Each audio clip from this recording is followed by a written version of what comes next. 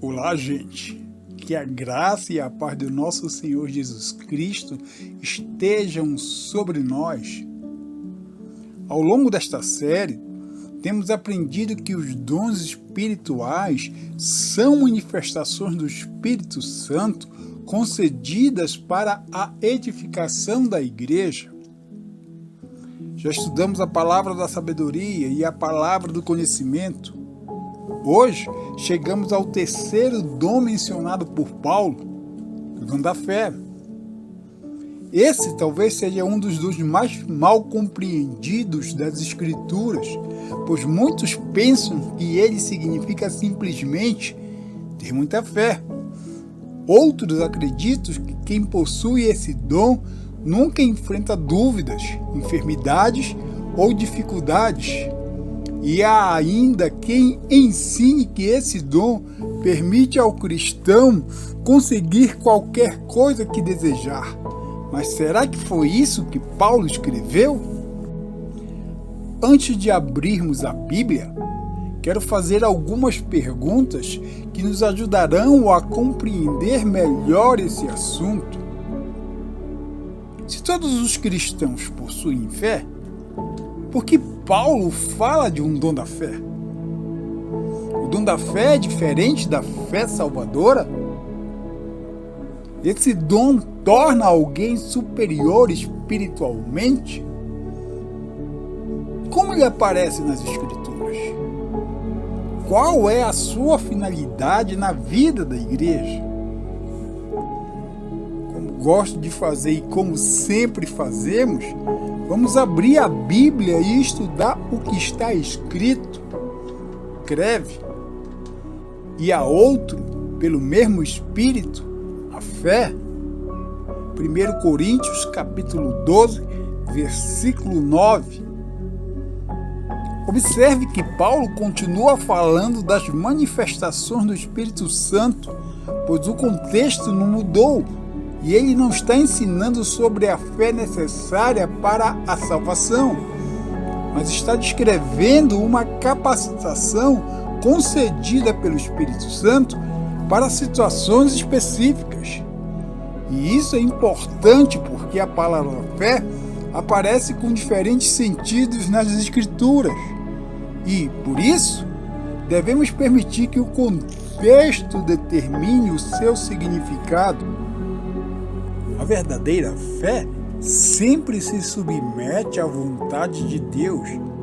E um excelente exemplo encontra-se em 1 Reis, capítulo 18, onde Elias desafiou os profetas de Baal diante de todo Israel e depois preparou o altar e orou: "Responde-me, Senhor, responde-me."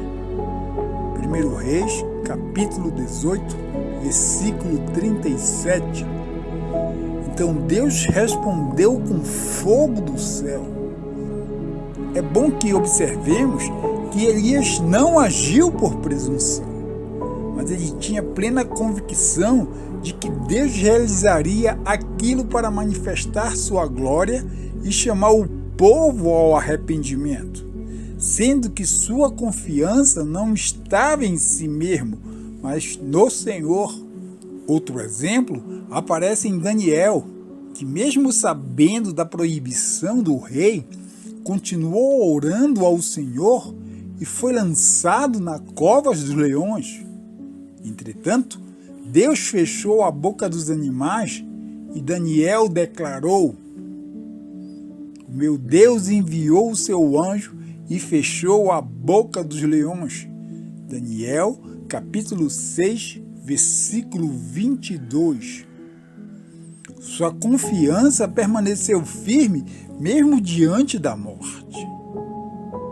E pouco antes desse episódio com Daniel, as Escrituras nos apresentam mais um exemplo muito significativo, onde 3 jovens hebreus responderam ao Senhor: "Eis que o nosso Deus, a quem nós servimos, é que nos pode livrar. E se não, fica sabendo, ó rei, que não serviremos a teus deuses." Daniel, capítulo 3, versículos 17 e 18. Esse versículo merece nossa atenção, pois os três criam que Deus podia livrá-los, mas também aceitaram a possibilidade de Deus não o fazer. E isso revela uma fé madura, pois eles não condicionaram sua fidelidade ao milagre, mas confiaram em Deus, independentemente do resultado. Em Atos capítulo 12, Pedro foi preso e a igreja permaneceu em oração. Mas durante a noite, um anjo do Senhor libertou milagrosamente. E essa situação nos mostra como Deus responde quando o seu povo confia nele, onde, mais uma vez, o foco não está na capacidade humana de produzir milagres, porque toda a glória pertence ao Senhor.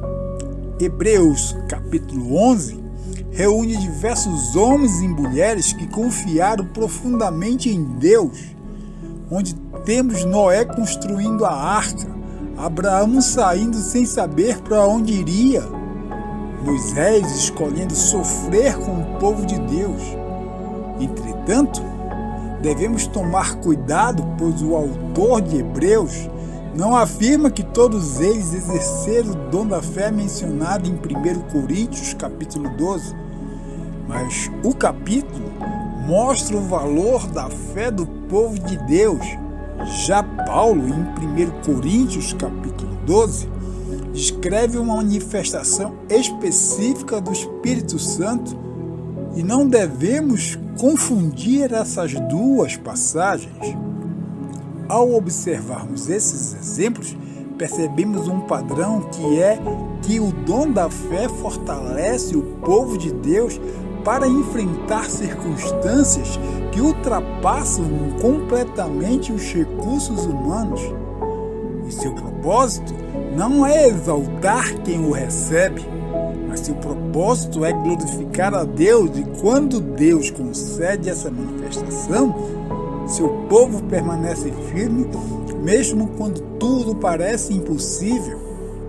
Mas também precisamos corrigir alguns equívocos do tipo de que o dom da fé não é um pensamento positivo, uma autoconfiança, uma coragem natural, uma ausência completa de dúvidas, uma garantia de que todo milagre acontecerá, um poder para determinar aquilo que Deus fará, e também não transforma alguém em um cristão superior aos demais, pois todos nós dependemos igualmente da graça do nosso Senhor.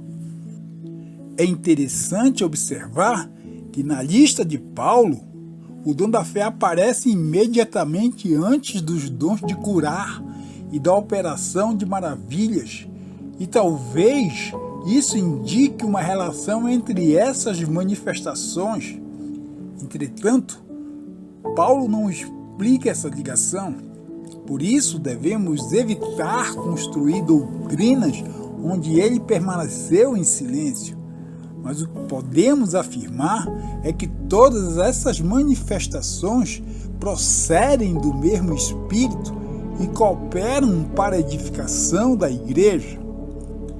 Imagine um exército atravessando um rio onde todos os soldados possuem forças para caminhar, mas em determinado ponto surge um enorme abismo.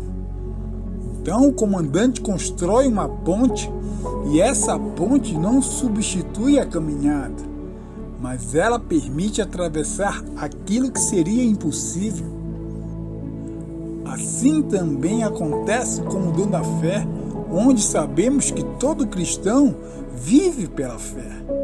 Mas, em determinadas situações, o Espírito Santo concede uma confiança extraordinária para que sua obra avance mesmo diante do impossível.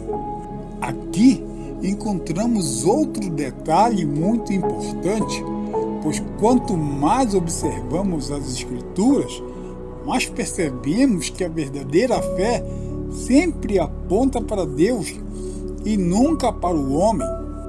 Nos dias atuais, muitas vezes a atenção recai sobre quem realizou o milagre ou sobre quem demonstrou grande fé.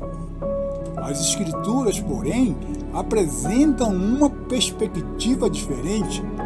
E embora Jesus tenha elogiado a fé de algumas pessoas, como o centurião e a mulher cananeia, esses elogios nunca tiveram o propósito de glorificar o ser humano. Pelo contrário, a fé sempre apontava para o poder, a graça e a autoridade de Deus.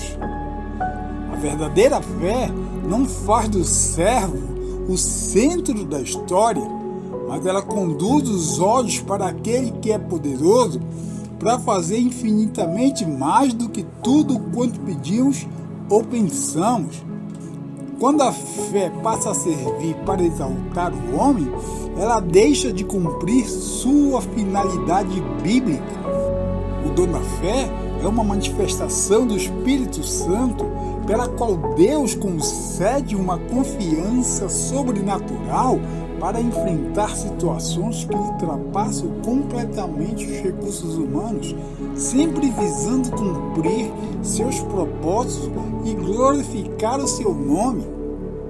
Como vimos, o dom da fé não deve ser confundido com a fé salvadora, com o fruto do Espírito ou com a simples coragem humana, pois ao observarmos Elias, Daniel, Sadraque, Mesaque, Abdinego e a igreja em oração por Pedro, aprendemos que a verdadeira fé não procura controlar Deus, mas descansar em sua soberania, e ela permanece firme porque conhece aquele em quem tem crido.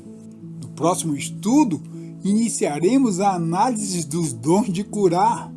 Veremos por que Paulo utiliza essa expressão no plural e o que isso pode nos ensinar sobre a atuação do Espírito Santo na restauração da igreja. Pense nisso. #fica a dica. Deus te abençoe.